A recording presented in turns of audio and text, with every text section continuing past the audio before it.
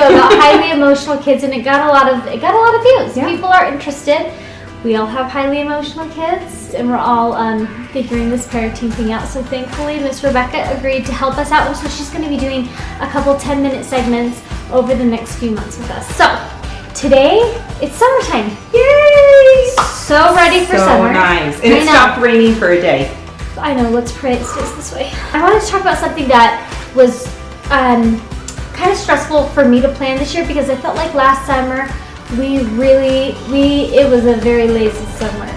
Like, we were sleeping until 9:30, like all of us. So I know, it was for dreamy. a moment it sounds dreamy. It was dreamy, but then when fall hit us, it hit us hard. And I don't want that to happen again. I want to carry on kind of some of the things that Scarlett really caught on to this school year. I want to capitalize on ending the school year and continue to have a little bit of structure this summer. You know, structure's not really my jam. It's a little bit hard for me, but I'm learning to be more structured, and I really want to make it a summer of fun and relaxation, of fun,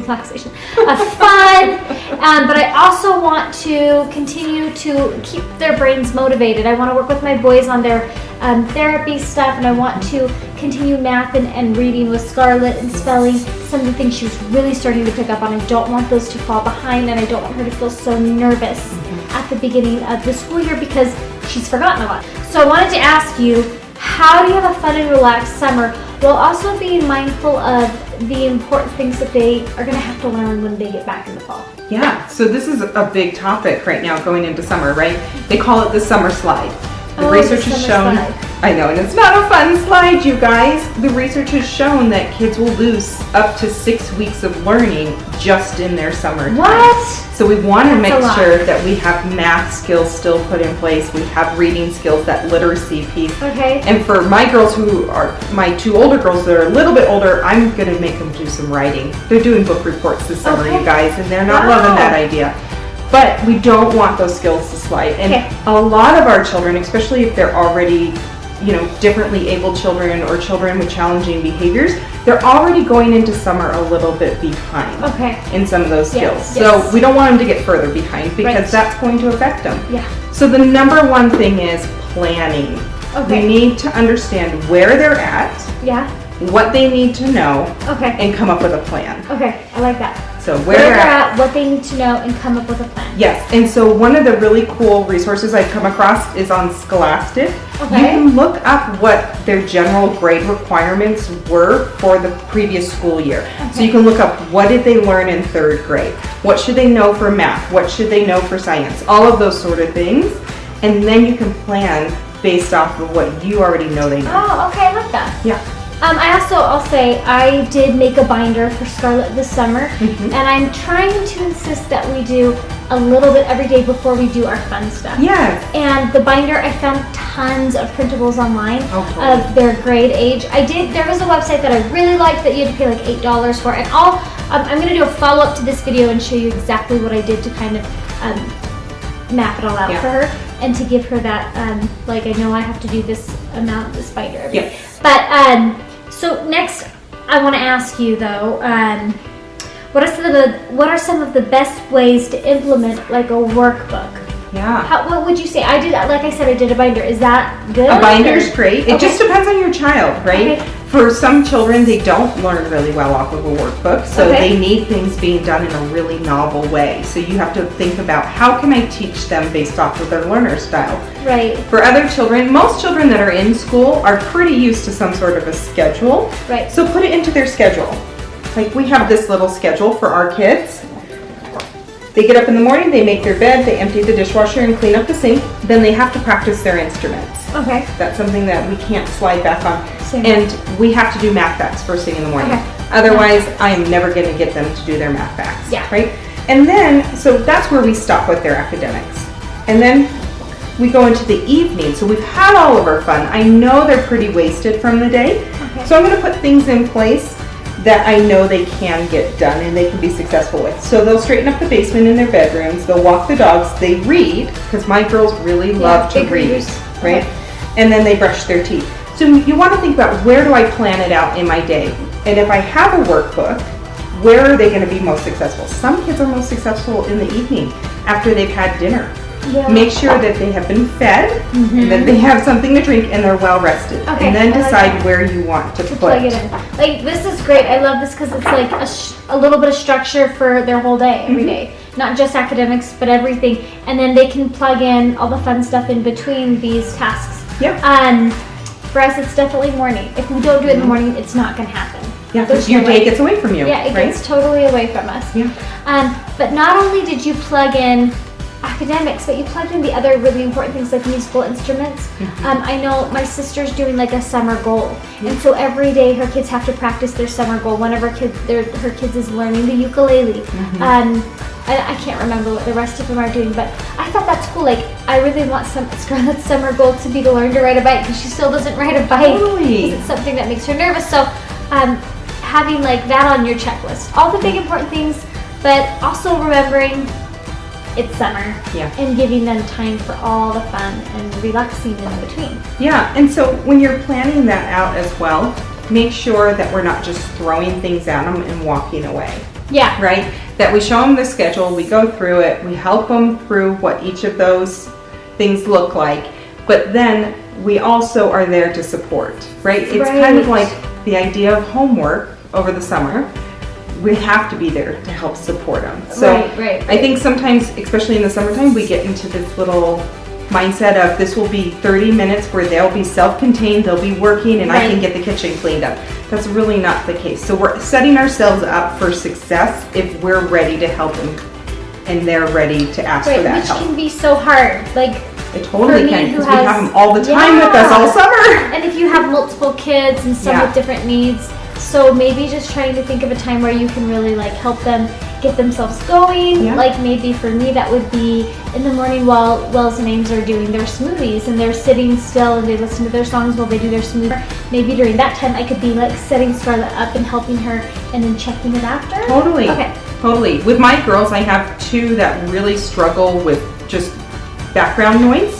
Oh, okay. And so the house has to be dead quiet, but we also have a 3-year-old. And so the house is never dead quiet, right? And so with one of them, we give her noise canceling headphones. The other one, we give headphones that she can listen to some calming music while she's doing her work. Oh, so just think about what your kids need. Gotcha. So that they can be set up for success, so they can focus on the workbook type of stuff that you've got presented. I love it. Okay, number 3.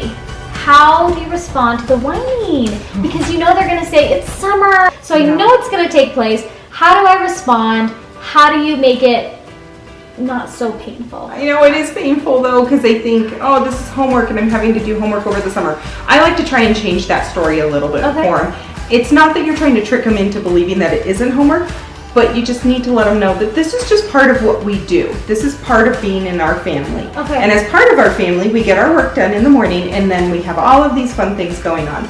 So we can plot out what their day looks like. Make them a part of that process as well. We always talk about that, letting them feel like they have a little control over their life and their day. And so, do you want to do your math before breakfast or do you want to do it after breakfast? You know, if you know it's gonna happen. Yeah, it's gonna happen no matter what. There's not really a choice about it. But when is it going to be best for you? And let them be that part of that. Then, when it comes to the whining, because the whining's going to come, just know that. Yeah. Expect it.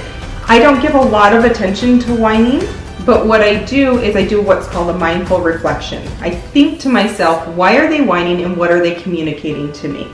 If they're communicating to me that they're really having a hard time in math and that's where the whining's coming from, then I know I need to sit down with them and help them through it. If the whining is, I just want to get out of this and I don't want to have to do this. Which is usually what it is. Happens a lot, right? Then at that point, I just ignore the whine. I help them through the pieces that they need to, and I give a lot of attention to the good things that are happening. Right?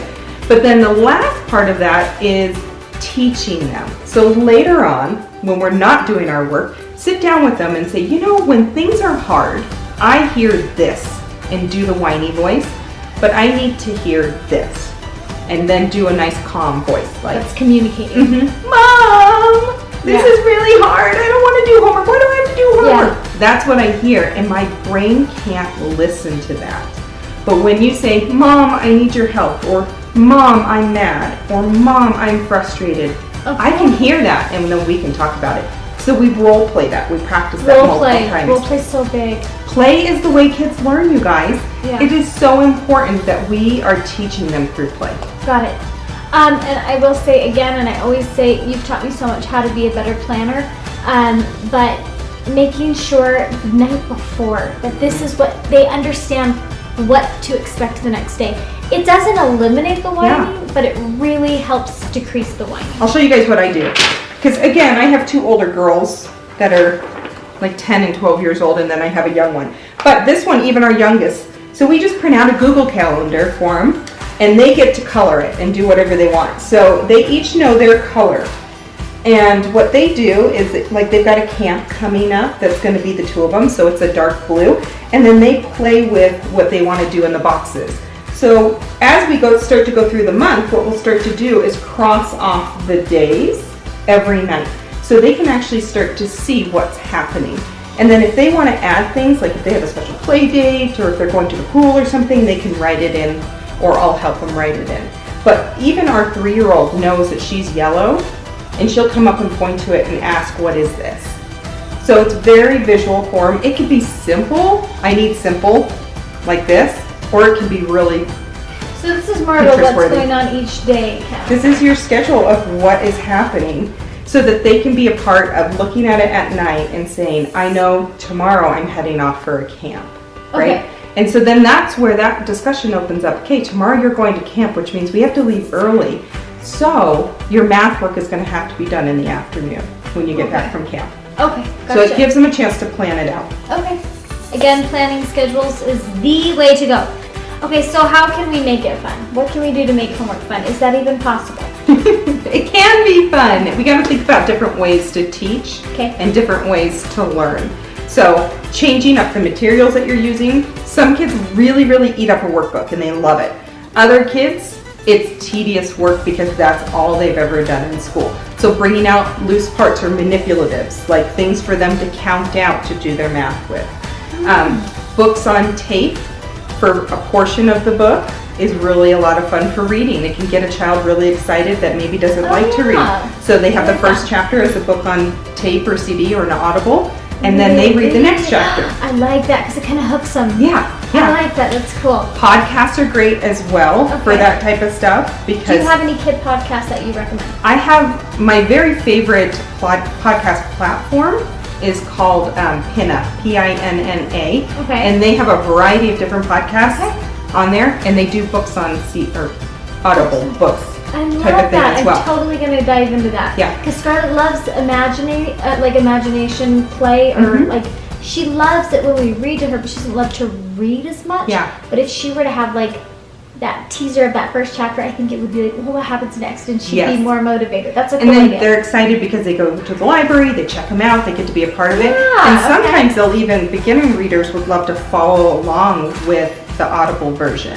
I love that. And so they just pretend that they're reading it as well. That's awesome. Yeah. Okay. It's a fun one. Well, can you recap real quick what we just kind of hit us with bullets, what we just talked about? So the big things is for your summer schedule, you want to plan it out. Plan it out. Try to make it visual. Have the kids be a part of that planning. And teach to their learner style. So if they need things changed up, if they need materials, if they need to learn in different places, and then provide them with those so everybody's set up for success. Okay. And again, I will be doing a follow-up with how I'm doing it for Scarlett and Wells and Ames. I have a whole setup for all 3 of them. And you can check that out on the next video that will be coming really soon. Rebecca, thanks for coming and doing this with us again. I'm so excited to involve you a little bit more on our YouTube channel because I think your information has helped so many people and it's helped me a ton. So thanks, guys. She's the best. Appreciate it. Oh. Have a great summer for helping you set up for it. Thanks, Leslie.